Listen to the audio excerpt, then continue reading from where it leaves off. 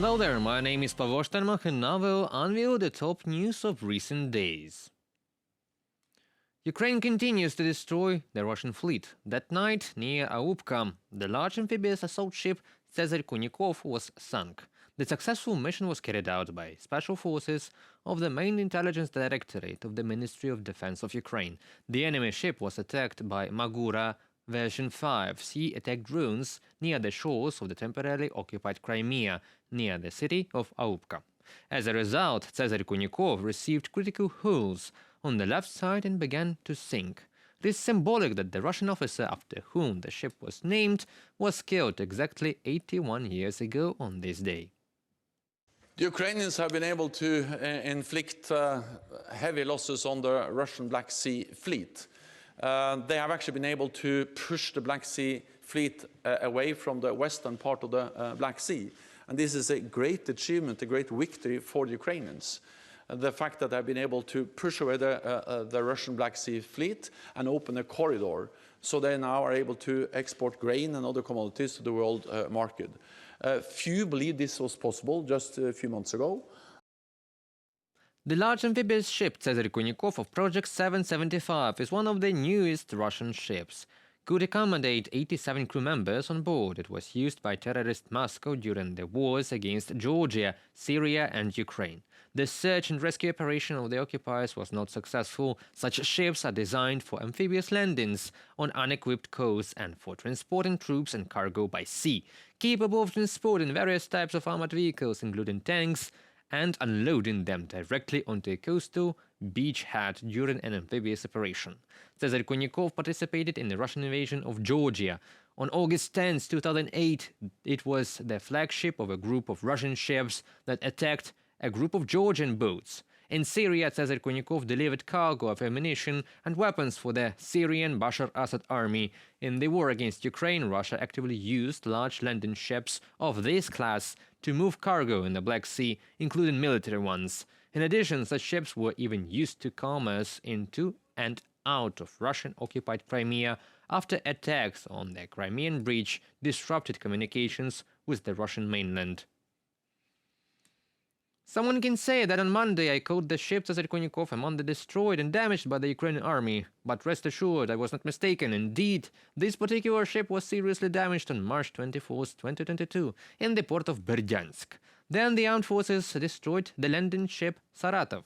Ceasar Kunikov was injured. His captain died as a result of that strike. As you can see, the Russians were able to restore it, and as also we see, not for too long. The 19th meeting of the Ukraine Defense Contact Group, the so-called Rammstein, took place at NATO headquarters in Brussels. Due to the illness of US Defense Secretary Lloyd Austin, the Rammstein meeting was held online. On the main topics today is the preparation for the transfer of F-16 fighters to Ukraine.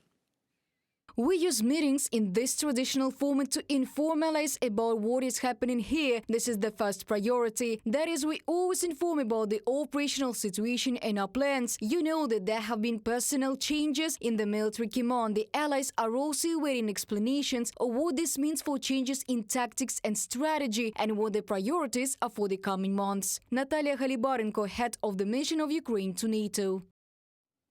I remind you that the previous 18th meeting was held on January 23rd. According to Deputy Pentagon Speaker Sabrina Sain, the meeting was dedicated to the long-term needs of Ukraine.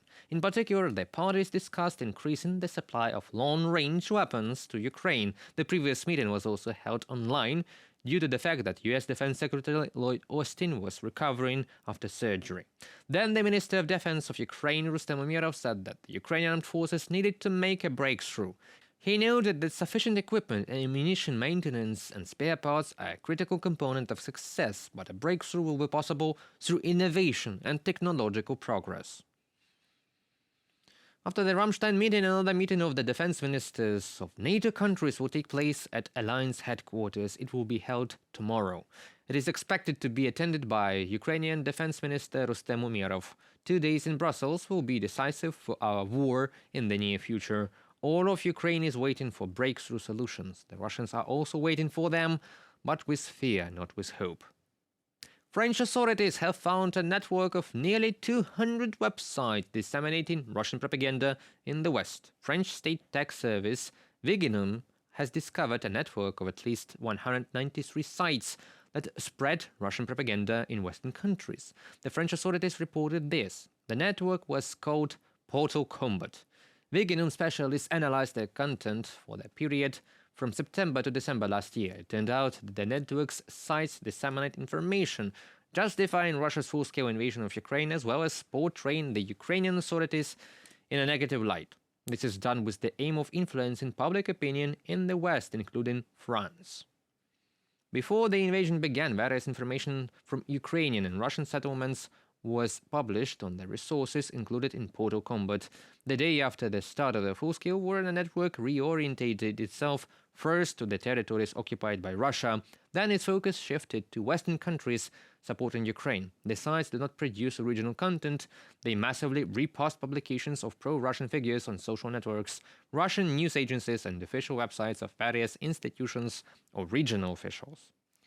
Last February, Le Monde published an article about the Info Defense Network, which appeared at the beginning of a full-scale invasion led by pro-Russian blogger Yuri Podolyaky. The network was created in Telegram and distributed propaganda in more than 10 languages. It is actually surprising that Russia still uses the sites to spread its narratives. After all, it has been using the UN Security Council for this long, and Russian politicians can't tell the truth even in an interview. Just think of Putin's conversation with Tucker or Nebenzia's brazen lie in the interview with the BBC Russian service. That concludes our today's video. Thank you for watching. Stay updated, comment, like, and subscribe to our UATV English channel for more news from Ukraine. Your support is that really matters. Goodbye.